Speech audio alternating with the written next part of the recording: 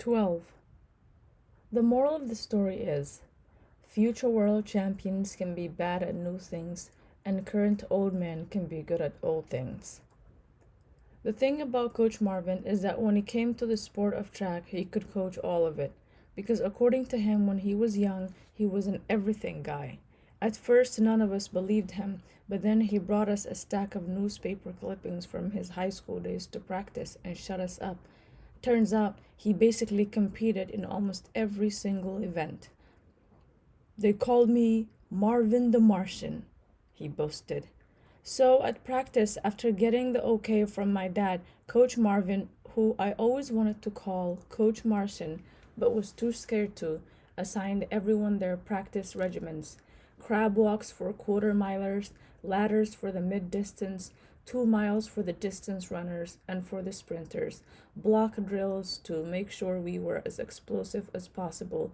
But Coach told Tori those would only be for him, then took me to the side.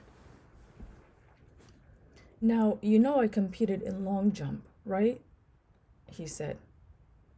Yes, you've told us a million times. And you all laughed at me every one of them times.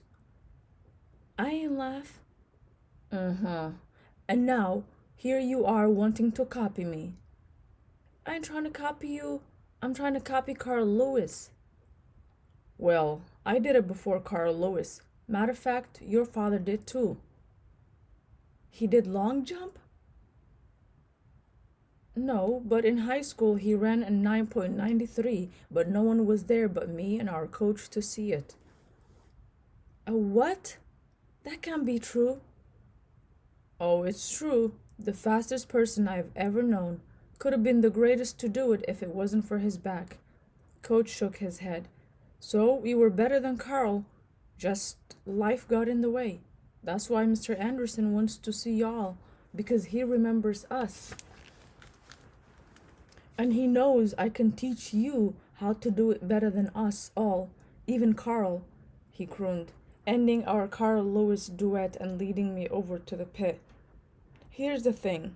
The whole time we've been practicing here, this random patch of sand had been off the side of the track, unused, except for when Coach's little girl came. Then it basically became a sandbox. Okay, so first I need you to get comfortable with the sand, Coach Marvin said. Get comfortable with it? I ain't about to snuggle in it or nothing like that, am I? No, at least I hope not. What I mean is, you're used to running on the track. Now you're about to jump onto a bed of sand. It's different. The ground shifts under you. You think you know it, but you really don't, and that's what makes it tricky. He waved me forward. Stand right here at the edge and jump as far as you can. He positioned me and glanced down at my feet. Wait, you not wearing those, are you? Of course I am, I said. Coach Marvin turned and I could tell immediately that he was searching for my father, but before he could call him over or be a foot snitch, I just said with the quickness, I'm ready. Then, without waiting or warning, I bent my knees, cranked my arms, and leapt. Ain't go nowhere. I mean, I went somewhere, but not far enough to even say. And at first I thought maybe the sneakers hadn't been turned on yet, like maybe the air bubble hadn't been activated. How'd that feel? Coach Marvin asked. I shrugged. I mean, I could have told him that it felt like jumping in sand, which made my ankles feel wobbly and loose, especially in my untied shoes, but I didn't because something told me, judging by his slanted mouth, that he already knew that. Okay, let's do it again, he said. I bent down and brushed the dusting of sand off the toe, then wound up. The second jump into the pit wasn't much better. The third just flat out bad, and I couldn't understand why. The soreness from the other day had soothed, and my legs were back to their regular strength, which was strong. They had to be to run as fast as I do, and even though the sneakers weren't airing yet, I still shouldn't have been this bad. I guess Coach Marvin could see the frustration on my face because he said, The whole goal about this event is that it's meant for you to jump out, not jump up. You understand? So don't sweat it. I just wanted to see where we're starting from and to get a raw read on your natural ability. Now we're going to be working on the techniques and methods to get you to jump out. Jump out? Jump out? I wasn't sure if the sneakers were built for that. I know they were for ups, but I wasn't sure about outs. From there, we went into power skips, which is basically when you skipping but you lifting your knee even higher than normal and driving your feet back to the ground. It's like skipping doped up on sugar. After that, bunny hops, which was just me hopping as far as I could all the way around the track. Hop, hop, hop. I can't lie. After 10 of them, my back felt like what I imagined my father's felt like most of the time, like it was breaking but wasn't broken yet, like my bones were swollen. After 20, I could feel my knees get watery, and I don't know if you know this or not, but it's really hard to bend puddles. By the time I got to 50 hops, my whole body was a fireplace, and after all that, you would think Coach Marvin would give me a break, but nope. He went straight into another drill. Coach Marvin brought out two boxes and placed them 10 meters apart, short boxes, maybe a few inches high. Now, with these, we're gonna work on your timing and rhythm, he informed me, kicking one of the boxes forward a little, then kicking it a little more. I want you to run toward this first one, step on it, then step off the other side of it, and then step onto the second box. Once you get on the second box, let your body naturally take flight and jump into the pit.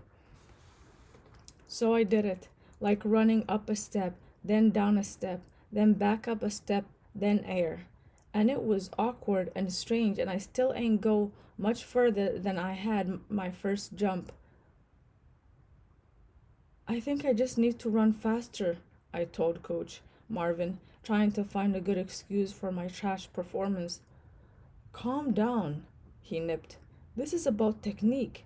I know running is what you know, and how could it not be? Your daddy was one of the best, but making a long jump, taking a leap from here to there, is different. It requires you to understand your steps. My steps? Yeah, your steps, Coach Marvin marched in place. See, when you're sprinting, you're not thinking about your steps. You're just thinking about speed and breath, fast movement. But to fly, you have to think about the actual steps you're taking and how you're taking them. So, for instance, in long jump, we have this thing called the penultimate. The what? Coach Marvin had been talking about sand comfort and understanding steps, and now he said some word I liked but had never heard before. Sounded like something Mr. Flowers would say, something in the insubordination family, or like something Doc would say in Back to the Future. Marty, grab the penultimate. Something like that. The penultimate, Coach went on, is the second to last step. So the step before lifting off. And the reason that second to last step is so important is because that's the step where you'll need to drop your hips and prepare for the jump. It's your load up. Until then, you're just running. But when you time it right and go into that penultimate, the step that comes next will be like a spring shooting you into the air. Coach Marvin then demonstrated in slow motion. He used the boxes and showed me how it was supposed to look and feel. Turtle paced it a few times, but it really ain't make much sense until he did it at full speed. I'd never seen Coach Marvin jump before. I'd never seen both his feet leave the ground at the same time. But he backed up to the top of the runway, then took off, and then he hit the first box, came down off it, then went straight onto the second box, and from there, up and out. One fluid motion. He ran on the air, floated away farther than I did, 5 meters, maybe 6. But when he came down, he crashed hard on his butt, sand flying everywhere. Whoa! The landing took some of my oh my away, not because I wasn't still impressed, but because anybody who lands on their butt for any reason has to be laughed at. I mean, they don't have to be laughed at, but laughter pops up in the body. I can't explain it, but I know it's true. So I quickly went from wanting to clap for Coach Marvin to wanting to clown him as he got up and wiped sand from the back of his pants. You almost nailed the landing. Then, unable to stop myself, I added, even though almost matters, that was still pretty good. Coach Marvin folded his arms. No, I landed perfectly, he said. Perfectly? Come on, coach. That is how you do it. He finished my sentence, edited it, and everything. But we'll practice that later. For now, I want you to pay attention to my steps. When I came down off the first box, I was more flat footed, then came back up on the second box, hips engaged. He patted his legs, ready to lift. He demonstrated it again, but this time other teammates were watching and, just like me, couldn't believe how far he could jump. And because everyone's attention was on Coach Marvin, so was my father's, which meant my father's attention was also on me, which meant his attention was also on my feet, which meant my new sneakers. And once he saw that I had them on, Dad sprinted over. But it wasn't a running sprint, it was more like a walking sprint, which is somewhere between a strut and a trot. An old man sprint, and when he got to the pit, he looked like he was about to pull a DeAndre and puke. He even held his belly as if it was flipping inside. Why? Dad based. Why would you wear those to practice in? Because they for jumping, I said, almost confused by the question. Okay, that's not true. I wasn't really confused by the question.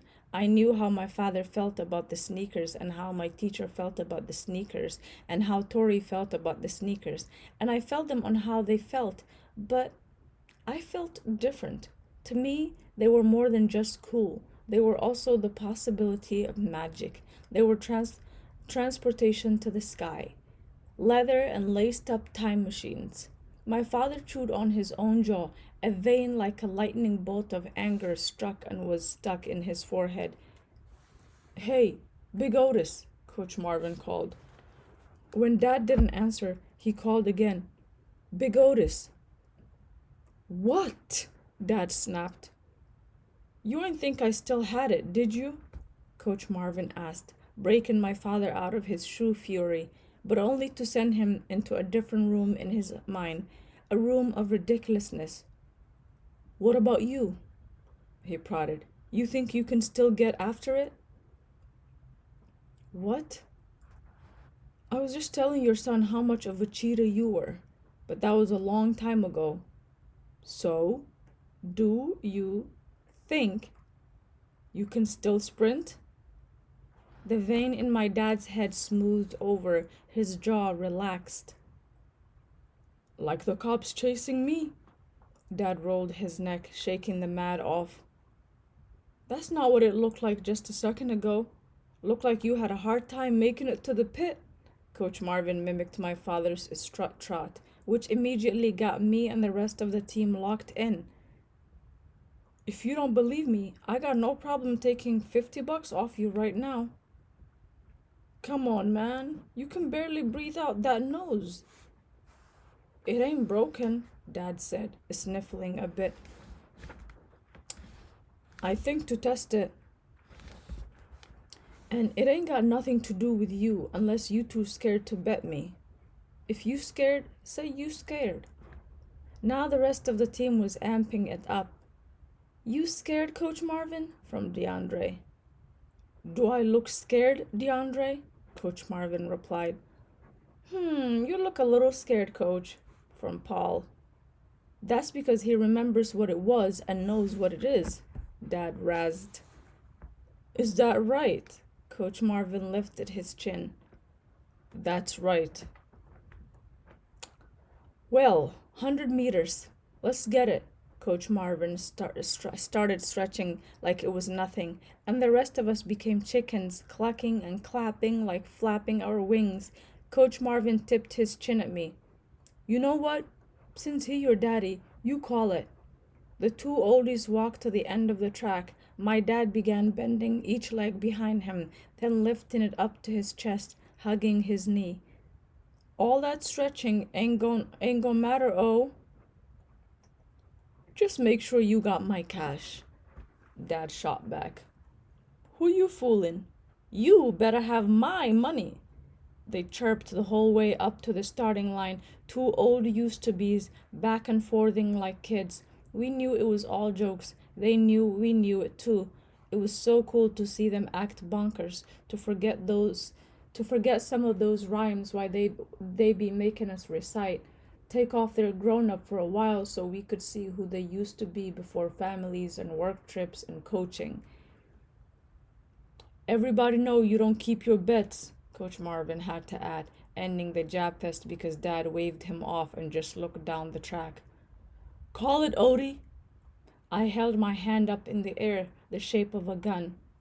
On your mark, I yelled. Get set, I yelled. Go! And they went, and my father turned on, the jets on, the form on. He beat Coach by at least a stride, but when Dad got to the finish line, his mouth was wide open like he was trying to eat the air, huffing and puffing like his chest was gonna explode or like he would pass out. He bent over, grabbed his knees, his back rainbowing after the storm. We all laughed. Hands over your head, Coach, I yelled. Stand up, Coach, Tori yelled. Come on, y'all, walk it off. We all taunted, but my father couldn't do any of those things, not after that, so he just sat down on the track, then laid back and waited to be paid.